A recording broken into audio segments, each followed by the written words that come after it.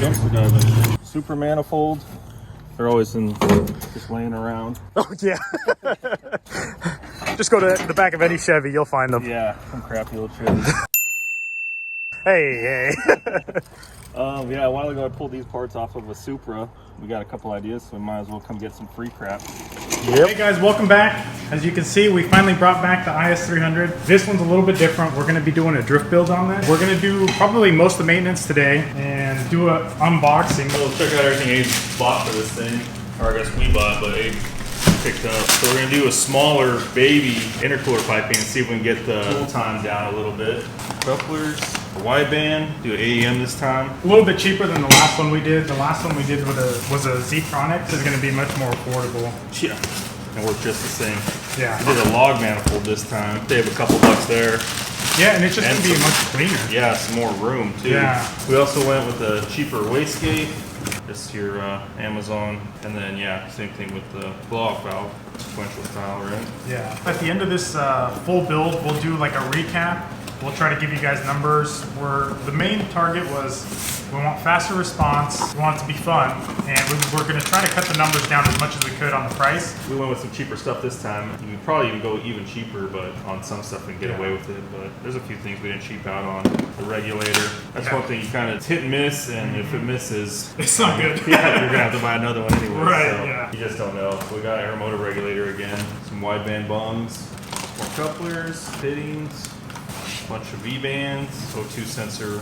Yeah, they just got a little bit of some kind of filter element in there. Which we'll take that off. So if you guys remember, the last ones fell in the exhaust. That came off. That Matt's taking off right now. Oh, really? Yeah, and that fell into the exhaust, and so did that little filter in there. So we'll just take that off to avoid that, because all you're really looking for is spacing. The right spacing so that the sensor can read. Well, you're essentially tricking it to read that everything's moving the way it should. Oh, this is our hose kit.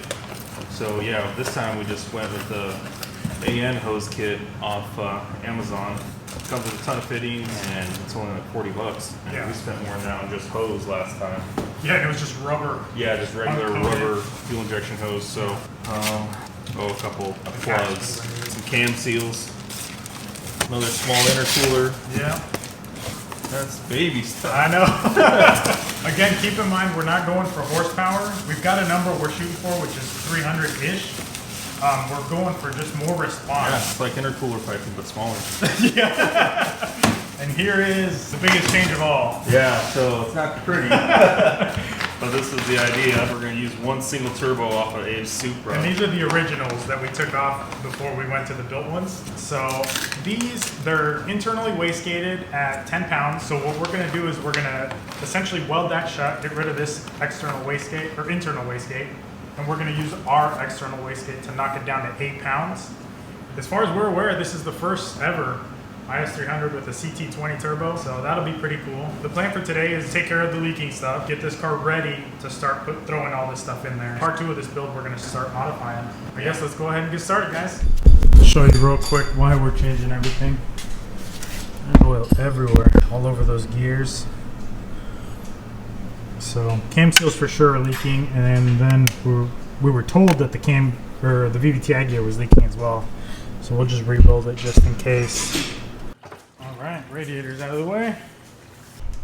Alright, so with the radiator out, obviously it gives us clearance to take this off, so we can get to the gears. Man, this thing is caked in oil, look at that.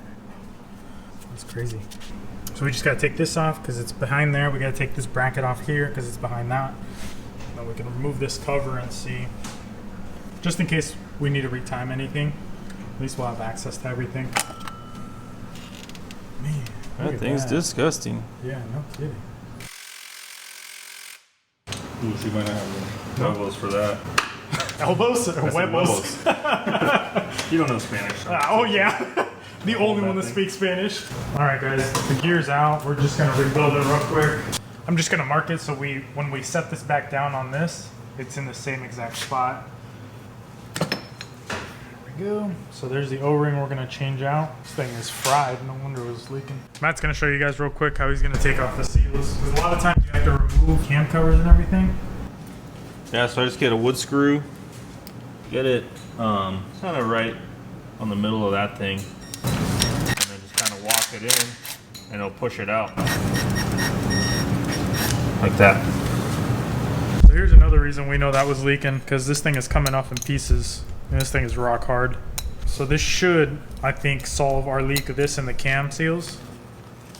All right, guys, so we're just gonna grease this up and you're gonna stretch it. So this is some generic rebuild kit, and you can tell the flat washer up front is different. It's not gonna matter. This will seal up fine. It's a different size and everything. You're gonna have to stretch quite a bit and just kind of keep working it. And you have to, with the OEM rebuilds, I think Drift Motion sells them. It's the same thing. You're gonna have to stretch this O-ring, and then you have like a limited amount of time to put everything together before it shrinks itself back down. Nice. Got it. And again, make sure where you marked it. Luckily, this thing's so old, you can actually see where these were lined up, because they do have a little bit of play in them. And you can't buy these rebuild kits from Toyota. They don't consider these gears rebuildable. But like I said, Drift Motion has them. Matt and I actually looked, and I think AutoZone carried a generic one, which is I think what we have, for like 10 or 15 bucks. So that should be fine. It should work, because I think that's what we have anyways. And just kind of do the same thing as you would with your lug nuts on a car. All right, here we are, rebuilt PVCI gear. Now for this is just a washer with a rubber gasket in the center. That's where the bolt goes. So we just need to pry this off real quick.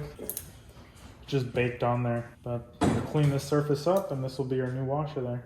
Matt's over there installing the cam seal, so we'll have you take a look at that. So guys, I put a little bit of black RTV on the cam seals, and I got them on here and just let it sit there, and I just let it get a little bit tacky. I just barely put like a skim coat of it. If you put a lot on there or try to do it while it's still wet, it wants to push back out. I just let it sit there with just a skim coat, let it get tacky, and then slip them on, and they seem to stay. So now we'll clean all this crap up and then start throwing it back together. All right, she's all cleaned up. Got everything off of there. A lot better than it was. We set everything over here, we cleaned it all up too. Just the butts and solved it. Hard to freight. And everything cleaned up really nice.